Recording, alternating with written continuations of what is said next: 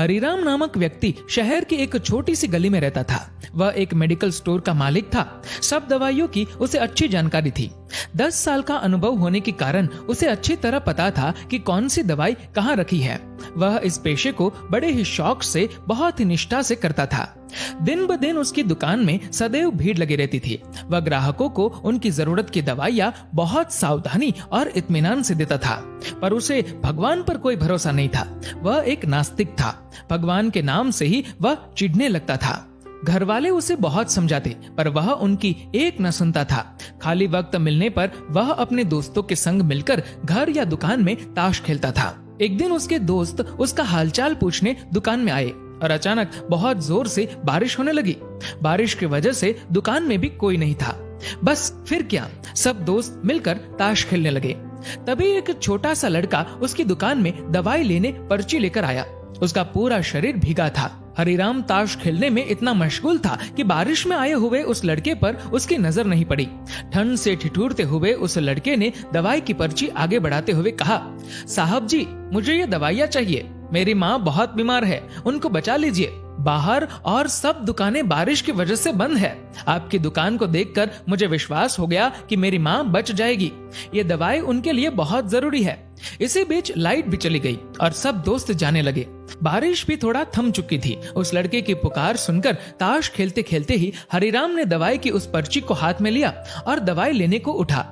ताश के खेल को पूरा न कर पाने के कारण अनमने से, अपने अनुभव से, अंधेरे में ही दवाई की उस शीशी को झट से निकालकर उसने लड़के को दे दिया।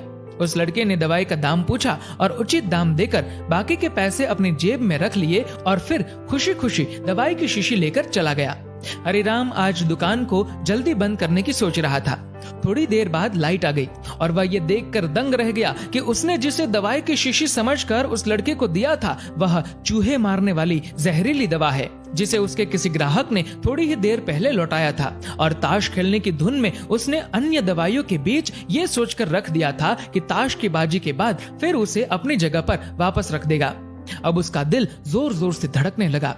उसकी 10 साल की नेकी पर मानो जैसे ग्रहण लग गया हो। उस लड़के के बारे में सोचकर वो तड़पने लगा। सोचा, यदि ये दवाई वो अपनी बीमार माँ को देगा तो वह अवश्य मर जाएगी।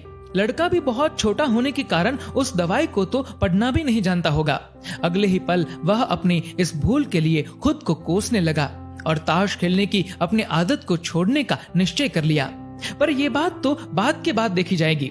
अब क्या किया जाए? उस लड़के का पता ठिकाना भी तो वह नहीं जानता। कैसे उस बीमार माँ को बचाया जाए? सच, कितना विश्वास था उस लड़के की आंखों में।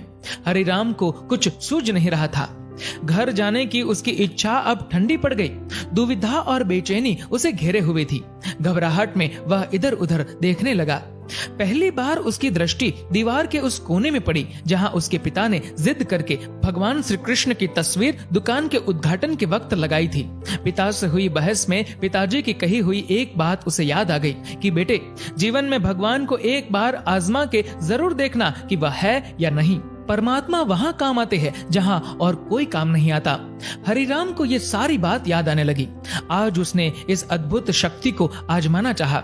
उसने कई बार अपने पिता को भगवान की तस्वीर के सामने हाथ जोड़कर आंखें बंद करते हुए पूजते देखा था। उसने भी आज पहली बार कमरे के कोने में रखी उस धूल भरी भगवान श्री कृष्ण की तस्वीर को देखा और आंखें बंद कर दोनों हाथों को जोड़कर वहीं खड़ा हो गया। थोड़ी देर बाद वह छोटा लड़का फिर दुकान में आया। हरिराम के पसीने छूटने लगे। वह बहुत व्याकुल हो उठा। पसीना पोंछते हुए उसने कहा, क्या बात है बेटा, तुम्हें क्या चाहिए? लड़के की आंखों से पानी छलकने लगा। उसने रोते रोते कहा, बाबूजी, बाबूजी, माँ को बचाने के लिए मैं दवाई की शीशी लिए भागे जा रहा था। घर के करीब पहुंच भी गया था। बारिश की वजह से आंगन में पानी भरा हुआ था और मैं फिसल गया। दवाई की शीशी भी गिरकर टूट गई। क्या आप मुझे वही दवाई की दूसरी शीशी दे सकते हैं बाबूजी? लड़के ने उदास होकर पूछा। हाँ हाँ, क्यों नहीं, हरिराम ने राहत की सांस लेते हुए कहा। लो ये दवाई। पर उस लड़के ने दवाई की शीशी लेते हुए कहा, पर मेरे पास तो पैसे नहीं हैं। उस लड़के ने हिचकिचाते हुए बड़े भोलेपन से कहा। हरिराम को उस बेचारे पर दया आ गई और बोला, कोई बात नहीं, तुम ये दवाई ले जाओ और अपनी माँ को बचाओ। जाओ, जल्दी करो, और हाँ, अब की बार जरा संभल के जाना। लड़का अच्छा बाबूजी कहकर वहां से चला गया। अब हरिराम की जान में जान आई। भगवान को धन्यवाद देते हुए अपने हाथों से उस धूल भरी तस्वीर को लेकर अपनी धोती से पोंछने लगा और अपने सीने से लगा लिया। अपने भीतर हुए इस परिवर्तन को वह पहले अपने घर वालों को सुनाना चाहता था। जल्दी से दुकान बंद करके वह घर को रवाना हुआ।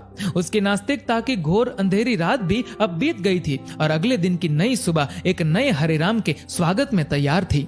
इंसान का नसीब उतनी बार बदलता है जितनी बार वह ईश्वर को याद करता है।